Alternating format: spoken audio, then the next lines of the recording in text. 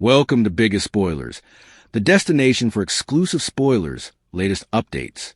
General Hospital spoilers for the week of February 2nd to 6th reveal that Jason Morgan will confirm Caesar Faison is alive, while Anna Devane will supplicate for Felicia Scorpio's help, and Willow Kane doubles down. The ABC Cleaners exercise videotape for the week of February 2nd was just released, and suckers need to brace for further action, chaos, and drama, off the cusp of the snow blizzard that rocked Port Charles.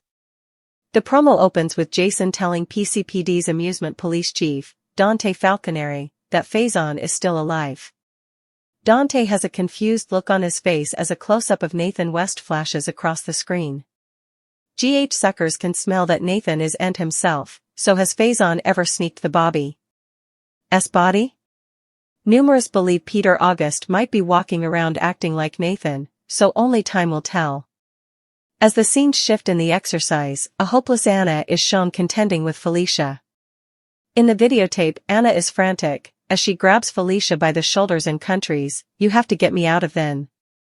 Felicia looks largely emotional as she gapes back at her friend. Has Felicia ever stumbled on Anna, or is she a daydream on the counterspy's part? As the General Hospital exercise for the week of February 2nd continues, a clip of Alexis Davis is revealed next, as she steps out of her office. She states, "Let's get started," to Willow and Michael Corinthos, who are staying in the lobby. The coming scene shows the three of them, along with Rick Lansing, in her office, as they stand near the fireplace. It's clear that Willow and Michael will essay to reconvene over their child guardianship battle, but will they be suitable to come to an amicable agreement? Not if Willow has anything to do with it. As the promo rolls on, a scene between Willow and her mama, Nina Reeves, is coming, as the youthful woman exclaims, "I prayed Michael for peace." Now that Drew Kane is no longer an issue, thanks to his stroke, Nina might be trying to reason with her son about her guardianship agreement with Michael, but it sounds like the nanny is looking for vengeance. As the General Hospital exercise wraps up, a mirage of clips hit the screen from Willow bravely handing papers over to Alexis to a concerned look on Michael's face, also a vicious gawk back from Willow, a close-up of Rick looking trim, and one of Alexis, looking indeed more trim. The final scene of the promo is Willow, with a key in her hand, meaning commodity, as she's heard in the voiceover saying, "It's time for commodity stronger." General Hospital spoilers indicate that Willow has an air of confidence where she may feel like she's insurmountable. After all, she's gotten down with not only shooting her hubby but remedying him into a vegetable state, so what line will she cross this week to eventually get full-time access to her kitties? General Hospital spoilers recap for Monday, February 2nd, reveals that Britt Westbourne's meds were gone. Emma Scorpio Drake got a stunning call about Anna Devane, and Willow Kane hovered Alexis Davis. At the Harbor Master's cabin, Britt talked to Jason about how he'd need to pretend he abominated her as much as the rest of Port Charles. It'd be hard not being together, but Jason was adamant that they couldn't take the threat of sneaking around. Still, Jason planned to steal one of the drug vials from Britt's room while she was at the sanitarium so he could get it to Brick for rear engineering. At Bobby's on Monday's GH occasion, Lucas Jones tried to move Marco Rios. They should get their own apartment on the landmass. Marco was enjoying this cling time with his father and wondered if Lucas was unhappy at Windmere. Lucas ultimately admitted that Pascal creeped him out and told a story about him putatively popping up in the wine basement from the vault. Marco formally again snapped at Lucas about staying out of the vault and claimed it was because he got lost in a delve. As a child, Marco tried to play it like he'd bad vibes about spaces like that and wanted to keep Lucas safe. In the end, Marco got Lucas to agree that they'd start looking for their own place in May. While Marco and Lucas were talking, they noticed Britt come in wearing the same clothes from history. Lucas claimed Britt was doing the walk of shame. Britt made her way up to her room and went looking for the many vials she allowed. She had left there. When Britt realized all the vials were missing, she flipped out. In Alexis' office, Willow pushed her to represent her in family court now that the visit hail was eventually passing. Alexis tried to refuse, but Willow kept at it and offered up a dossier detailing Jacinda Bracken's felonious history before she came to Port Charles. When Alexis continued turning down the case, Willow eventually made it clear that she'd cut off Scout contact unless Alexis caved in. Alexis reluctantly agreed to help Willow, but she declined to use Jacinda's train and claimed they'd do effects her way. While Alexis complained to Suzanne subsequently, Michael Corinthos and Jacinda caught up over lunch at Bobby's. Christina Corinthos Davis ultimately joined the brace and offered updates on Molly Lansing Davis spending the night with Cody Bell. There was further gabbing before Michael eventually got a call from Sonny Corinthos, who summoned Michael to his house to bandy commodity important. That left Jacinda and Christina alone when Willow popped up. After Willow exulted about Alexis representing her in family court, she acted like Jacinda was doing her a huge favor by attaching herself to Michael since she had such a shady history. Christina lashed out at Willow, who said Christina's unwarranted attack was making her suppose doubly about who Alexis exposed Scout to. At Sonny's place, he sought Rick Lansing's backing as a counsel and allowed Rick could help Michael reach a concession with Willow. Rick misdoubted it, but Sonny was adamant and pitched the idea when Michael showed up. Michael didn't want to compromise with Willow, especially when he felt he was in a better position. Rick suggested effects had changed since Willow had been acquitted and was married to a Solon, not to mention shooter reservations were swirling around Michael now. Michael still felt compromising would make him look weak, but the discussion came to an abrupt halt when Diane Miller called. ADA Justine Turner wanted to see Michael write down to question him about Drew Kane's firing. At the Quartermaine manse, Emma and Giovanni Gio Palmieri explained about having to bail on Tracy Quartermaine last night, so Brooklyn Quartermaine and Harrison Chase realized she was missing. Brooklyn stressed Tracy was stuck in the snow nearly, but also Tracy entered with news on her awful night at Drew's place with Martin Gray. On the bright side, Tracy was suitable to move Martin to let her take the family heritages back. Once Jason came home and joined the others, Emma got a phone call regarding Anna being set up and said it was from a police officer in a small city in France. Emma participated that Anna had flagged down an auto on a remote road and that she claimed she'd been locked before escaping. Anna also said she demanded to advise everyone that Caesar Faison was alive, so everyone reeled over Stunner. General Hospital spoilers say Anna's troubles are far from over, so stay tuned. General Hospital spoilers say that it nearly feels like we all were sitting in that cold wave. Keep reading below for all the details you need to know. Did the snowstorm jumpstart this relationship? That's because a lot of suckers of the cleaner can't help but wonder what was the point of the snowstorm and was it to jumpstart a new relationship between Jason Morgan and Britt Westbourne? That's what everyone wants to know. Before Britt was presumed to be dead, there was hot and heavy chemistry between her and Jason. In some ways, it sounded like this snowstorm was principally forced propinquity to move couples and certain stories along. A lot of suckers complain there's no love or genuine connections but also get relatively worried when the show just has love and people talking to each other bone. On one, which sounded to be the case with Britt and Jason. Or at least, that's what it sounded like from the outside in, right? Now, whether or not Jason and Britt 2.0 will actually be a thing, remains to be seen. Of course, numerous General Hospital suckers sure did have a lot to say about the matter. Some indeed reflected with, they made it feel like it was this big deal. The only thing that came out of it was Britt telling Jason the verity. Joss is suspicious about Anna. Two relatives kissed. Nathan is Aunt Nathan. This week was kinda of a letdown. What will be coming in Port Charles?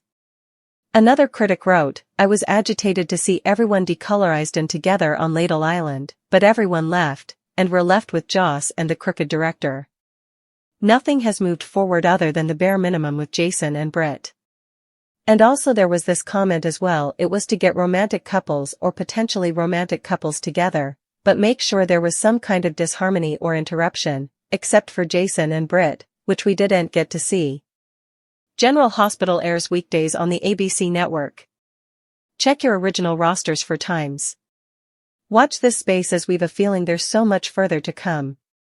As the frozen breath of Port Charles still lingered in the air, the town seemed to awaken from the storm not with relief, but with dread.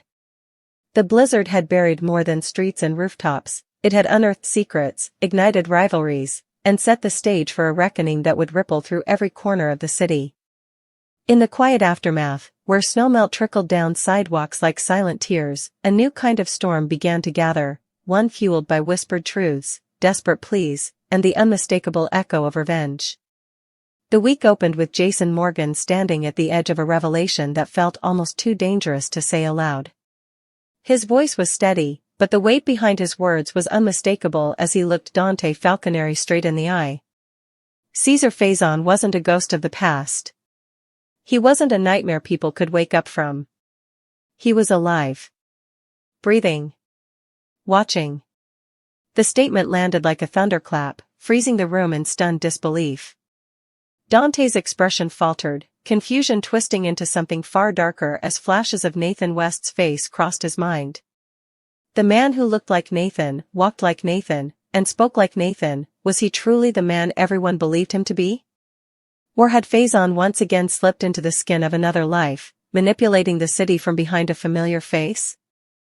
Across town and across the ocean, Anna Devane's world unraveled in a far more personal, haunting way. She was no longer the unbreakable super spy who outmaneuvered enemies with ease. She was frightened. Desperate. Human. When Felicia Scorpio appeared before her, Anna didn't hesitate. She reached out, gripping her friend's shoulders as if Felicia were the only thing anchoring her to reality. Her voice cracked as she begged to be taken away, to be freed from whatever prison, physical or psychological, had claimed her. Felicia's eyes filled with emotion, torn between disbelief and heartbreak. Was Anna truly standing before her, or was this a mirage born of exhaustion and trauma? Either way, the fear in Anna's eyes was real, and so was the warning she carried. Faison was back, and no one in Port Charles was safe. Meanwhile, in a quieter but no less volatile corner of town, a different kind of battle was being waged, one not with weapons or disguises, but with legal papers, cold stares, and emotional ultimatums. Willow Kane walked into Alexis Davis's office with the confidence of someone who believed the game was already won. She didn't ask for help, she demanded it. The custody war over her children had reached a breaking point, and Willow was done pretending she wanted peace. Alexis, seasoned and weary, tried to refuse, but Willow came armed with something far more dangerous than tears or pleas: leverage. A carefully assembled file detailing Jacinda Bracken's dark past slid across the desk like a loaded weapon. And when that wasn't enough, Willow delivered the blow that cut deepest, threatening to sever Alexis's connection to Scout if she didn't fall in line. Reluctantly, Alexis agreed, though not without drawing her own line in the sand. She would take the case, but not at the cost of her integrity. Willow, however, barely noticed. Her mind was already racing ahead, convinced that she was untouchable. After all, she had survived accusations, outrun consequences, and twisted every situation to her advantage. To her, this was just another step toward total victory. At Bobby's, where coffee cups clinked and forced smiles masked private fears, Lucas Jones tried to imagine a future that didn't feel so suffocating. Windmere, with its shadowed halls and unsettling secrets, had begun to feel less like a home and more like a trap. He confided in Marco Rios, admitting that something about Pascal, and the strange, hidden catacombs beneath the estate, made his skin crawl. Marco brushed it off with a story from his own childhood, claiming he simply hated confined spaces. But the tension in his voice suggested there was more to his discomfort than he was willing to admit. Still, the two found common ground in the idea of escape, agreeing to search for a place of their own when spring arrived. While they talked, Britt Westbourne passed through the room, her exhaustion impossible to hide. Lucas teased her about doing the walk of shame. But Britt's mind was elsewhere. When she reached her room and found her medication vials missing, panic set in. Those vials weren't just medicine, they were power, leverage, and possibly the key to exposing something far bigger. Unbeknownst to her, Jason had already made his move, planning to get one of the stolen samples into Brick's hands for reverse engineering. Every step Jason took now felt like a gamble with lives hanging in the balance. Back at Sonny Corinthos's place, strategy replaced small talk. Sonny believed compromise was the only path forward for Michael, but Michael wasn't convinced. He felt stronger, more secure in his position, especially with Willow's past casting long shadows over her credibility.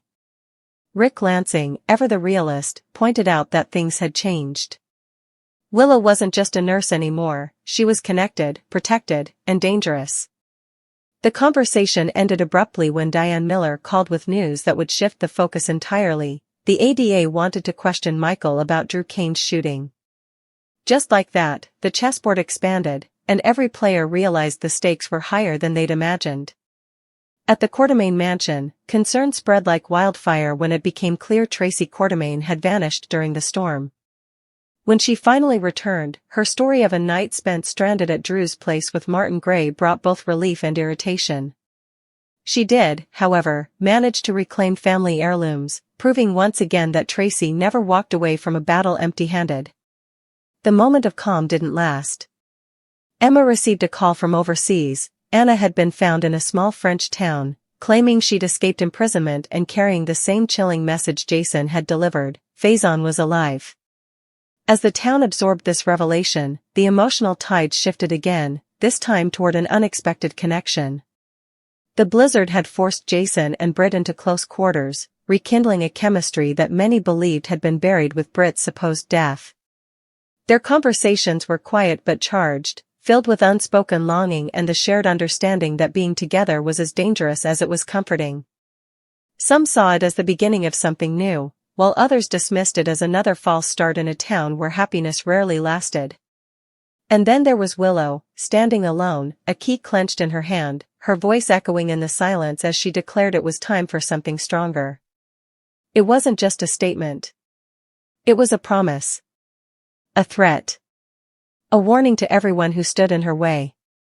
The confidence in her eyes suggested she believed herself unstoppable, immune to consequences, justified in every ruthless choice she made. But in Port Charles, power had a way of slipping through even the tightest grip. The city, still cold from the storm, now simmered with anticipation.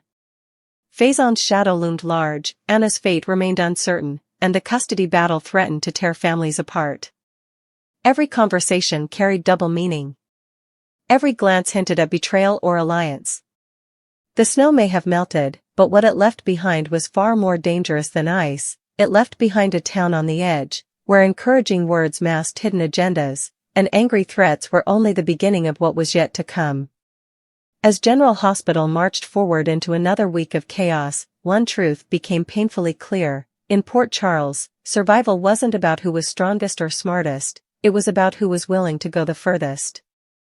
And judging by the choices already being made, the line between hero and villain was about to disappear completely.